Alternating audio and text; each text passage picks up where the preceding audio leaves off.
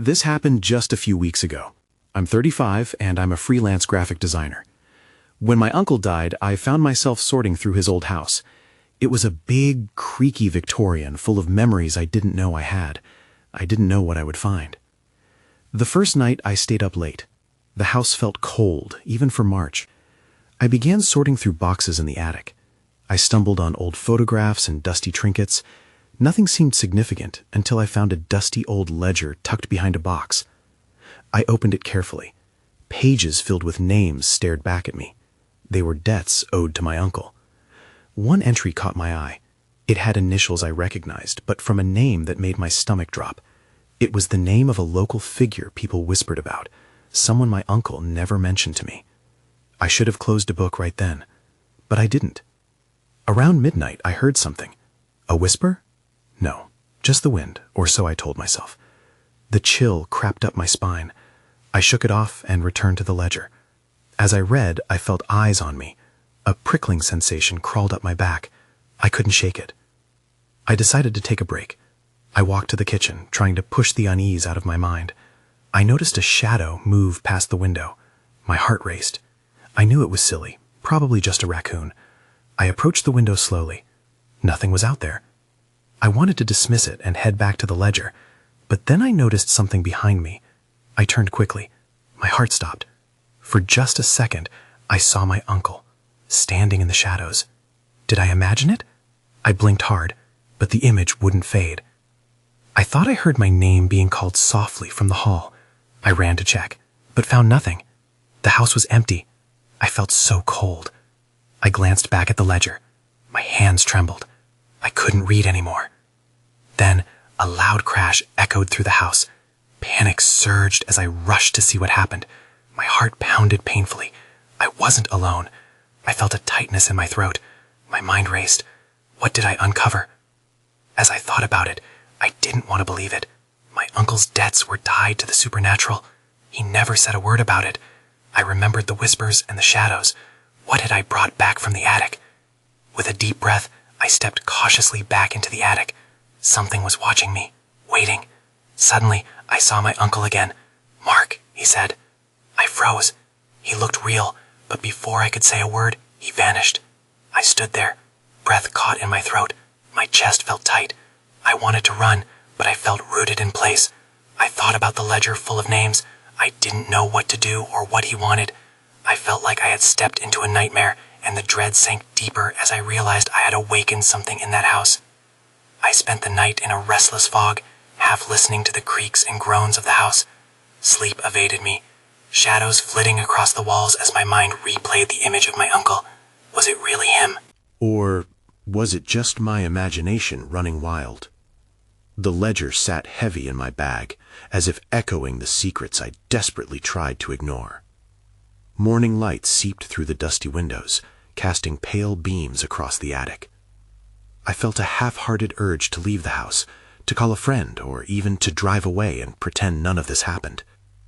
Yet, a morbid curiosity anchored me to that place. I had to know more. After breakfast, I ventured downstairs to explore the rooms I had avoided. Each space held whispers of the past. I opened doors to dusty rooms that hadn't been touched in years. The air was stale, thick with memories. I flipped through old newspapers, finding articles about my uncle's community projects. Good deeds shrouded in shadows I now longed to uncover. Then, I noticed the door to the cellar. It was slightly ajar, a sliver of darkness beckoning me. I hesitated. What could be down there? My heart raced, but I felt an inexplicable pull. I pushed the door open, and the stale scent of earth met me. I took a deep breath and stepped inside. The darkness enveloped me as I descended the creaky wooden stairs. I was just about to turn back when I noticed a faint light flickering at the far end of the cellar. My steps quickened against the cool dirt floor. It was an old lantern, though it looked far too new. Someone must have been down here recently. Then I saw it, a small wooden box on a table. My heart thudded as I approached it. I felt the air grow colder.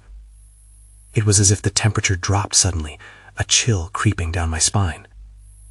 With hesitant fingers, I opened the box. Inside lay a collection of items. A faded photograph, a small key, and something wrapped in cloth. I picked up the photograph first, and my breath caught in my throat. It was an image of my uncle, but something was off. His eyes looked too dark, too hollow. The other figures in the photo were obscured, faces blurred like they didn't want to be remembered. I quickly set it aside and gingerly unwrapped the cloth. It revealed a small dagger, its blade glinting ominously in the poor light. My hands shook. What is this? My mind raced with questions. Why would my uncle have this? Then, from the corner of my eye, I saw movement. A shadow darted across the walls, merging with the darkness. I turned quickly, but there was nothing there. Just the lantern flickering wildly now. Fear gripped me. I felt a presence, a weight in the air that made my stomach turn. I stumbled back, feeling the cold creeping up my back. The shadows seemed to listen, waiting for something. As dread seeped into my bones, I knew I had to leave that cellar. I clutched the dagger tightly, refusing to let go, as I rushed back up the stairs. Once I reached the top, I slammed a door behind me, desperately trying to catch my breath. I could feel my heart racing, thumping against my ribcage. What did I just uncover? Whatever lay beneath that house was not finished with me yet. I could almost feel the air grow tense around me. Something was lurking, and I needed answers before whatever it was found me. My breath came in quick bursts as I leaned against the door, the wooden frame pressing into my back. The cellar felt like a world apart, but I couldn't shake the feeling that whatever I uncovered down there was still close, watching me, waiting. I forced myself to move, stashing the dagger beneath my shirt and clutching the photograph tightly. I needed to get out of this house, but the thought of stepping outside into the world felt oddly daunting now. I needed answers first. I decided to visit the town library. Maybe there were records, obituaries, anything that could explain the dark undercurrent to my uncle's life. I gathered my things, grabbed the small key from the box, and walked out of the house, shutting the door with a resolute click behind me. The moment I set foot on the front porch, a chill danced down my spine, as if the house was protesting my departure. The library was quiet when I arrived, filled with the musty scent of old books and papers. My footsteps echoed off the wooden floors.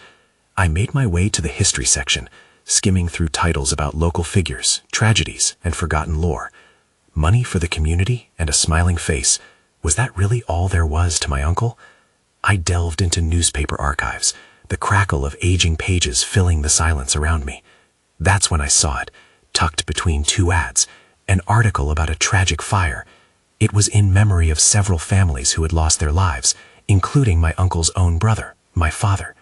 The photograph showed a group of mourners, my uncle right in the center. Yet again his eyes looked dark, haunted. Something fluttered in my stomach. I turned the page, only to find another article, this one detailing a scandal involving my uncle. It mentioned whispers of rituals, of strange gatherings in secret. I read it twice to make sure I understood. They called him a sorcerer, claiming he delved into dark arts to summon spirits. My family? My uncle? I felt the ground shift beneath me. "Hey, you okay?" The librarian's voice broke through my thoughts. I looked up to find her watching me with concern. "Yeah, I'm fine," I said, but my voice quivered. "What brings you here?" I hesitated. Telling her the truth felt risky. "Just researching my family." "Your uncle was quite the enigmatic man," she said, her expression shifting to one of nostalgia. "Folks either loved him or feared him." "Why?" I pressed, feeling a knot tightened in my stomach. "What do you mean?" "Just stories." She hesitated. "Some say he had a way with the supernatural. Others thought he was dabbling in things best left alone." A shiver ran through me. I felt that weight of the dagger cloaked beneath my shirt growing heavier. What happened after the fire? The librarian frowned. Many left town. Rumors swirled. His brother's death hit him hard. The townsfolk started to avoid him. My pulse quickened. I had to get home. As I stood up to leave, the librarian called after me. "Be careful with your searches. Some stories should stay buried." I forced a smile and stepped outside, the sun barely peeking through the clouds. My heart raced with every step back to the house. Something was happening. I felt it in the air. The shadows were shifting. Then a voice broke through my thoughts, low and sinister. "You shouldn't have come back." I froze, the words chilling my blood. I turned slowly, but there was no one behind me, just the oppressive quiet of the street. As I walked on, dread settled within me. I could feel the eyes of the past glaring. Whatever I had awakened in that cellar was not going to let me go so easily. I had to confront the truth, but at what cost? I stepped back into the house, a feeling of urgency gnawing at me. I didn't just have to uncover my uncle's secrets. The real question was, what had he done with them? As I entered the house, I could feel the air change, thickening with tension. The darkness of the cellar loomed over me, whispering secrets I had barely begun to grasp. I swallowed hard and debated whether to return to the depths below or stay up here where the light felt safer. I walked slowly through the living room, my mind racing with questions. What had my uncle been involved in? What rituals did the townsfolk fear? I remembered the photograph and the words of the librarian. My uncle's reputation wasn't just tied to his philanthropy. It felt like a shadow had shifted in the corner of my eye, but when I turned, there was nothing there. I shook my head to clear my thoughts. I needed more information. Deciding to dig deeper into the cellar's secrets, I made my way to the basement door, my heart pounding. With trembling fingers, I turned the knob and descended the stairs. The dank smell hit me first, pungent and musty. I switched on the dim light, casting shaky shadows across the walls. The dagger felt cold against my skin as I pulled it out, holding it like a talisman. I took a deep breath and moved closer to the altar-like table in the center of the room. Dusty candles flickered like lost spirits, remnants of something once vibrant.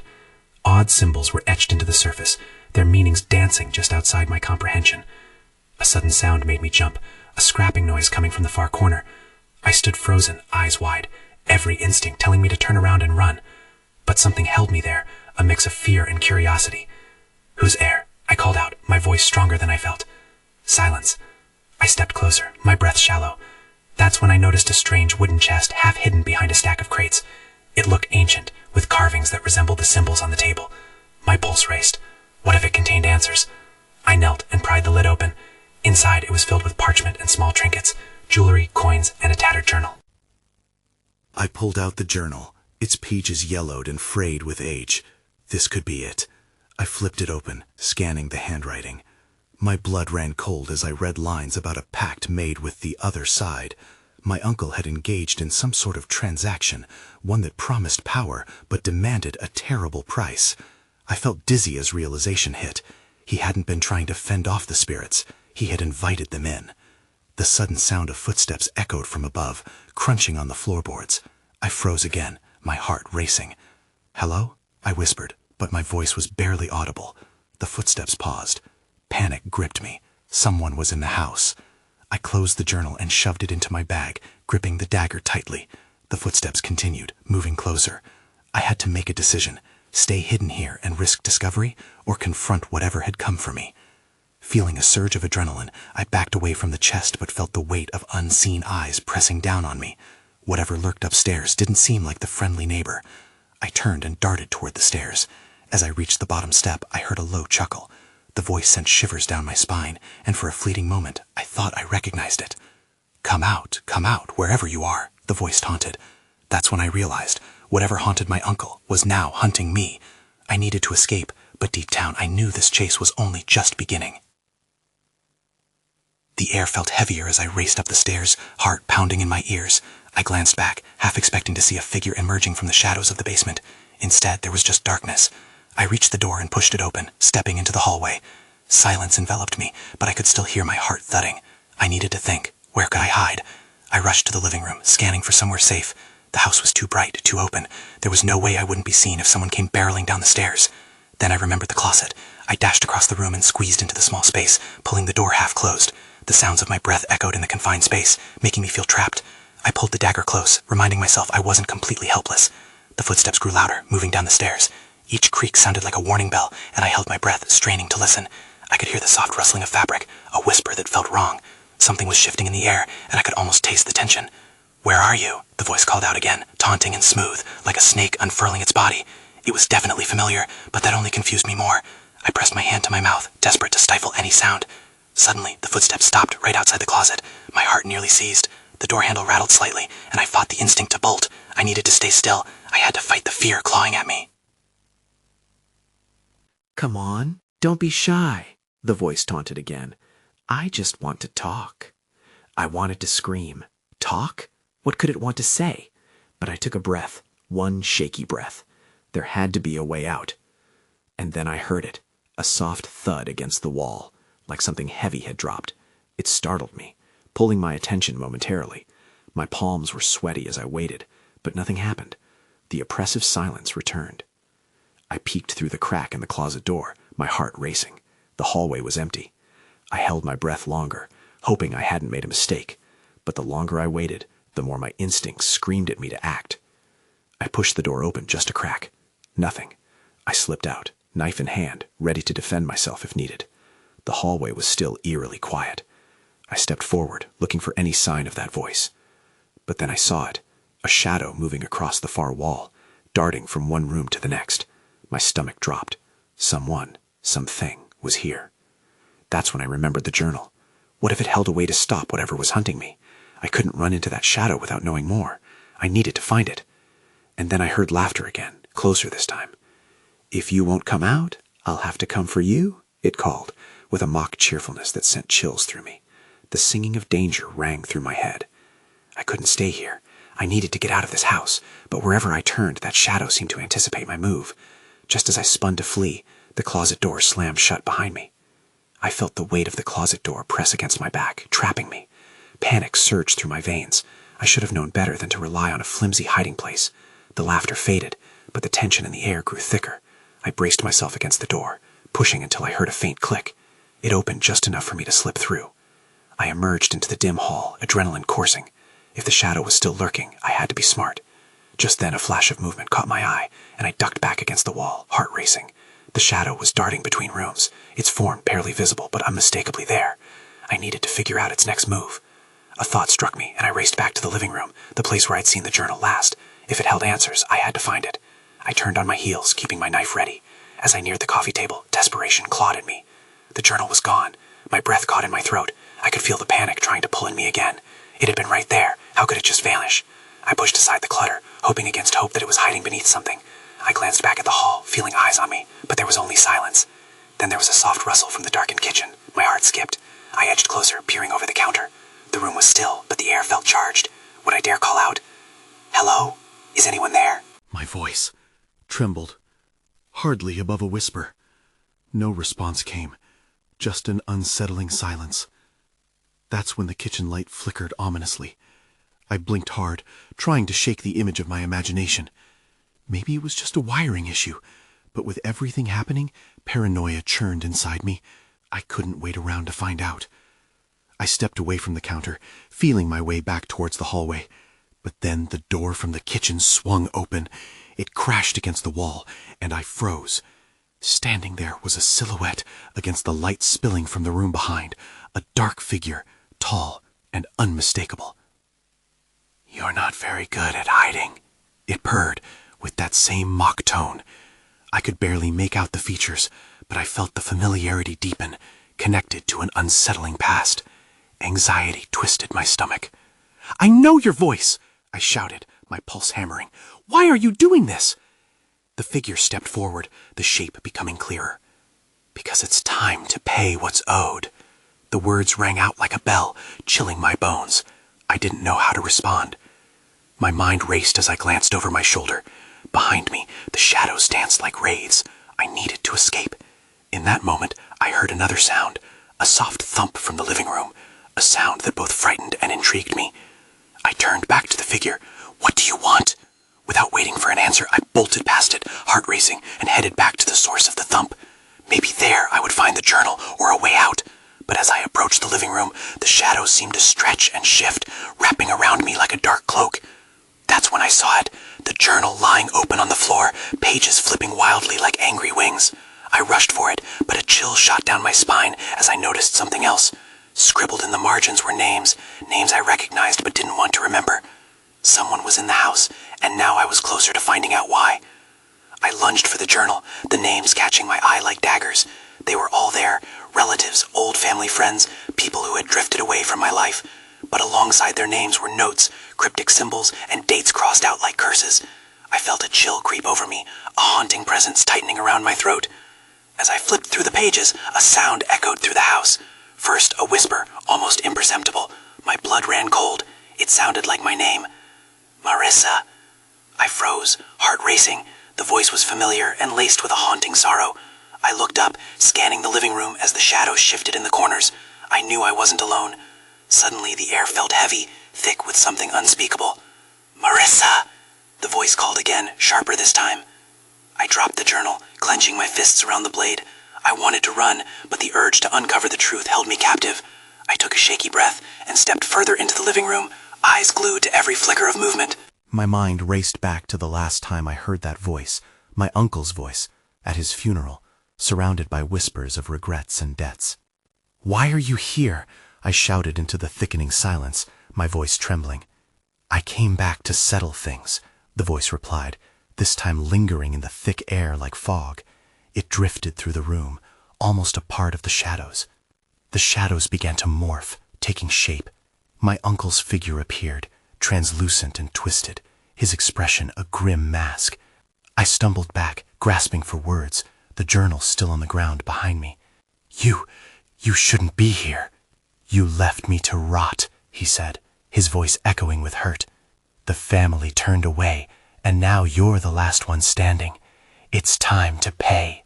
Panic surged again, flooding my senses. I searched for an escape route. The back door was too far, and the windows were barricaded. "What do you want from me?" He stepped closer, the light around him flickering with each step. "The debts are not monetary, Marissa. You know what happened, who you owe. It's time to face your past."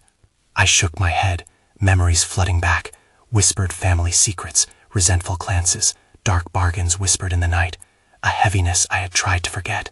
That was why I had left, why I had distanced myself from this place. I had thought it was over. With a deep breath, I swallowed hard. "If I owe anything, tell me what to do. I want this to end." The shadows stirred, and with them came an unsettling warmth. "You know the names in that journal," he said, gesturing to the scattered pages. "Find out what they did, and make it right. You have until midnight."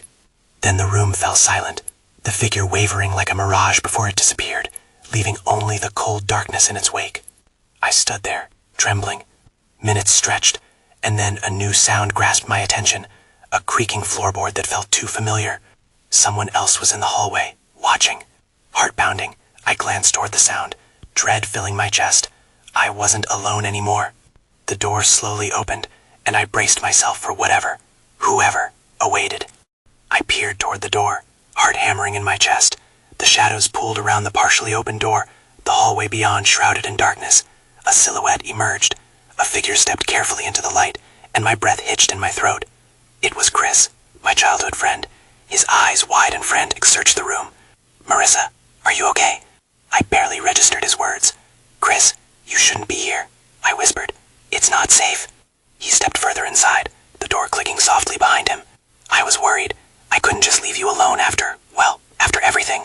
I swallowed hard, still shaken from my uncle's ghostly encounter. "You don't understand. My uncle, he was just here. He wants something from me." Chris's brow furrowed. "What do you mean? How can he want something if—" "Because he's dead," I snapped. It felt wrong to scream, yet I was teetering on the edge of panic. "He was here, Chris. He said I have until midnight to make things right." He approached cautiously, his face pale. "Make what right?" I gestured toward the journal on the floor, the pages fluttering like trapped birds.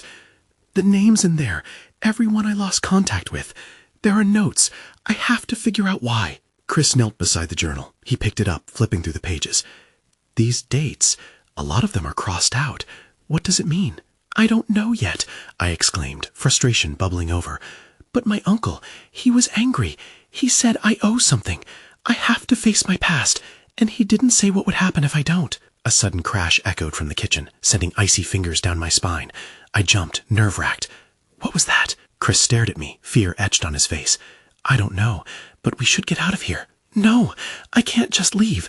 I need to know what's happening." Chris hesitated, uncertainty dawning in his eyes. Marissa, this isn't safe. If there's something in this house, then we'll face it together, I shouted, my voice steadying.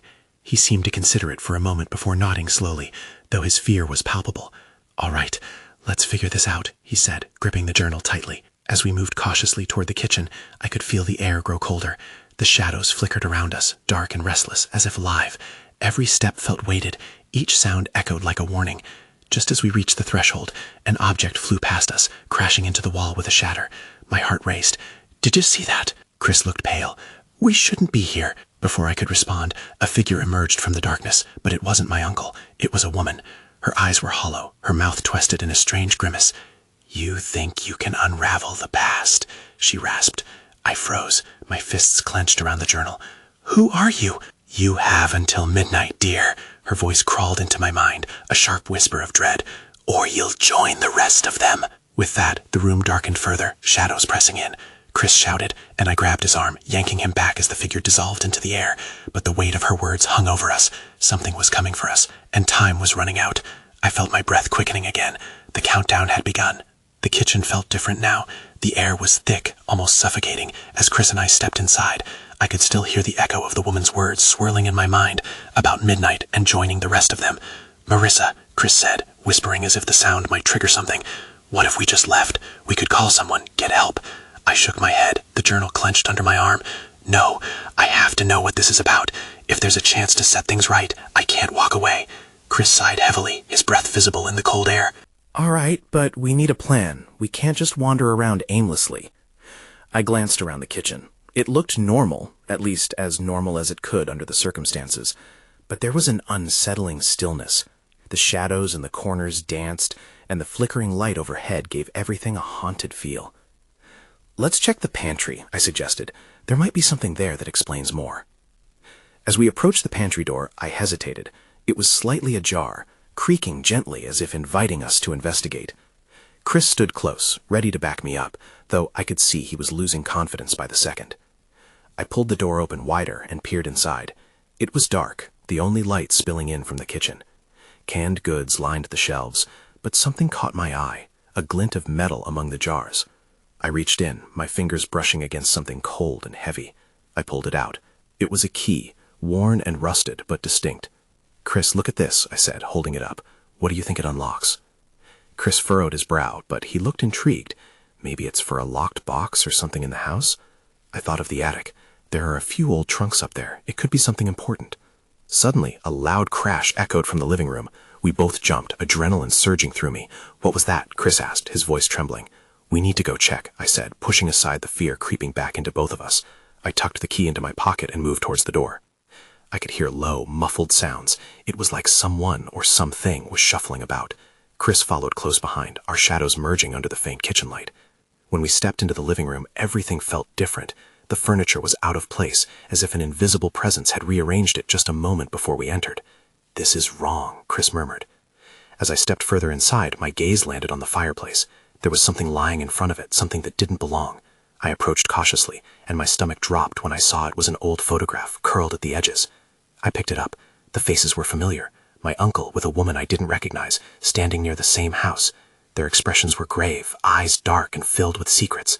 That's when I noticed the date scribbled on the back. Just a day before my uncle had passed away. What is it? Chris asked, peering over my shoulder. Someone was here. My uncle was hiding something, and it's connected to this. Before I could say more, the lights flickered violently. I barely had time to react before the room plunged into darkness. The air shifted, and I felt a presence, a looming dread that pressed against my chest. Then came the whispers all around us, rising and falling like a dark chorus. You should have laughed, they echoed. I squeezed Chris's hand, the key now a heavy weight in my pocket. We were running out of time, and I could feel it closing in. As the whispers grew louder, a cold gust of air whipped through, extinguishing the last light. I gasped, my mind racing. Something, or someone, was in the house with us, and I wasn't sure how much longer I could hold on. Sensing the malevolent energy thickening in the air, I willed myself to act. Chris, we need to get to the attic, I whispered, determined to confront whatever had invaded my uncle's home. We needed to uncover the truth hidden within the trunks. With our hearts pounding louder than the whispers swirling around us, we rushed toward the staircase. Each creaky step felt like an echo of a warning, the house itself seeming to protest our arrival, as if the shadows wished to swallow us whole again. I led the way, fingers scrambling for the key hidden in my pocket. Once we reached the attic door, I hesitated, dread pooling in my stomach. "This is it," I declared, taking a deep breath before pushing the door open. Dust motes danced in the beam of light from the small window, but the comfort of daylight was deceiving. The attic was cluttered, filled with remnants of the past, an ancient trunk, an old bicycle, stacks of yellowed magazines. I spotted the trunk in the corner, its rusty locks foreboding, and motioned for Chris to help me with it. "Here," I said, offering him the key. "You first." He took a deep breath and inserted the key into the lock, turning it with a reluctant click. The trunk creaked open, releasing a musty smell. We both peered inside. Papers, fragments of my family's history piled haphazardly, covered in dust as if time had forgotten them. "What if this doesn't lead us anywhere?" Chris whispered, uncertainty written all over his face. "This has to contain something," I replied hopefully, though fear gnawed at me. I rifled through the papers, desperate for answers among the faded receipts and letters. Then, at the bottom, I discovered something wrapped in cloth, a small box. When I unwrapped it, my breath caught in my throat. It was a locket. As I opened it, I found 2 photographs, one of my uncle, the other of a woman, her features strikingly similar to the familiar woman from the photo near the fireplace. "Marissa," Chris softly called. "What's that?" "That's," my voice faltered. "I think that's the woman from the photo downstairs. But why? Why would he keep this?" Suddenly, the attic felt colder, shadows rising around us like dark tendrils. "They're angry," a voice hissed, causing the hair on the back of my neck to stand up. It was the woman from earlier, now materializing out of the gloom, her hollow eyes fixing on us. "We don't have much time," I stammered, clutching the locket tightly. "Time is meaningless for those who owe," she spat. "You have until midnight to uncover the truth, if you dare." "Wait," I shouted, but she vanished, the shadows swallowing her whispers once again. Chris looked at me, panic wide in his eyes. "What do we do?" We need to find the others, whoever those names belong to. It's not just about your uncle anymore. Searing dread curled in my stomach, but there were hints of hope mingled with fear. Each name represents someone he touched, someone connected to this family's past, I said, recalling the names I'd seen in the journal and their ties to our family. "Then let's work quickly," Chris urged, shifting through the loose papers in search of any notes or names that might reveal more. As we spiraled through letters, there it was, a handwritten list of names, some crossed out, some with notes marked beside them. The urgency thrumming in my veins pushed me to act. "Look, each name matches those in the journal. If we can figure out how they're connected, we might find a way to settle whatever my uncle started." But before we could delve deeper into the clues, the shadows surged again, the whispers transforming into anguished cries. "You don't belong here," they echoed throughout the attic. The atmosphere thickened, the air oppressing us like a blanket of dread. We frantically flipped through papers, taking note of the lesser-known names with connections to our lineage. And, in a stroke of revelation, I found a series of addresses, people who might still be alive. My heart raced as I read their names aloud.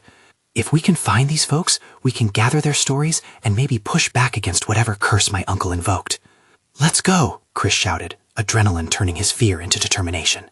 We dashed down the stairs, but with each step down, I could feel the darkness gathering at our backs. The house didn't want us to leave. I paused at the door, gripping the handle, my pulse racing. A sudden thought struck me like lightning. Wait, what about the last name from the journal? The name was one I had skipped past earlier. It echoed inside me as if I'd forgotten it. My father's name, crossed out ominously. I can't leave that behind, I muttered, shifting to retrieve the journal. In that moment, something heavy crashed behind us, a window shattering down below, anger rising from the depths of the house. "Hurry," Chris urged, his expression painted with panic.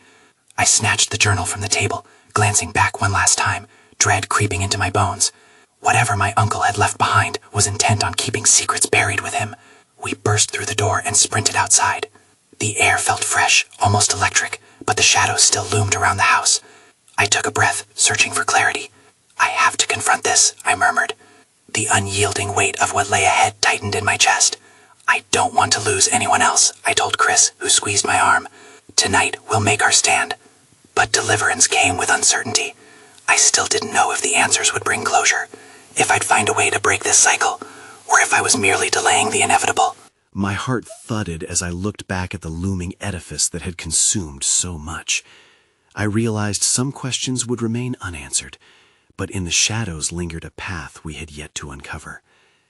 As we raced toward the first name on my list, I couldn't shake the feeling that the confrontation with the past was only beginning, me in its grasp, where answers lurked just beyond reach.